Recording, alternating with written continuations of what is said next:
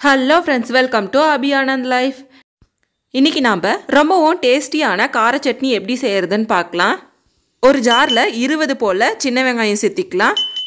3 தக்காளியை ரஃப்பாக கட் பண்ணி வச்சுருக்கேன், அதை சேர்த்திக்கலாம். வரமிளகா ஒரு 9 சேர்த்திக்கலாம். பூண்டு ஒரு 8 பல் தோல் உரிக்காமல் சேர்த்திக்கலாம். புளி கொஞ்சமாக சேர்த்திக்கலாம். 1 டேபிள் ஸ்பூன் சீரகம் சேர்த்திக்கலாம். அவ்வளோதான், எல்லா இன்க்ரீடியன்ட்ஸும் போட்டாச்சு. இதை கிரைண்ட் பண்ணி எடுத்துக்கலாம். அரைச்சிட்டு வந்தாச்சு. இதை இப்போ தாளித்து விட்டுக்கலாம். ஒரு கடாயில் 2 டேபிள் ஸ்பூன் எண்ணெய் சேர்த்திக்கலாம். எண்ணெய் நல்லா காஞ்சதும் 1 டேபிள் ஸ்பூன் கடுகு சேர்த்திக்கலாம். கடுகு நல்லா பொரியிறப்பயே 1 டேபிள் ஸ்பூன் உளுத்தம்பருப்பு சேர்த்திக்கலாம். உளுத்தம்பருப்பு கலர் நல்லா வந்ததும் 3 வரமிளகாய் சேர்த்திக்கலாம். மிளகாய் சேர்த்துன உடனேயே நம்ம அரைச்சி வச்சுருக்க சட்னியை சேர்த்திடலாம்.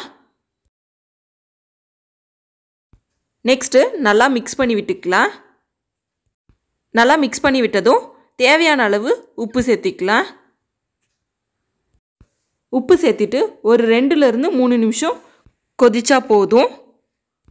நம்மளுடைய சுவையான கார சட்னி ரெடி ஆயிடுச்சு. கண்டிப்பாக நீங்களும் ட்ரை பண்ணி பாருங்கள். தேங்க்ஸ் ஃபார் வாட்சிங். பாய் பாய்.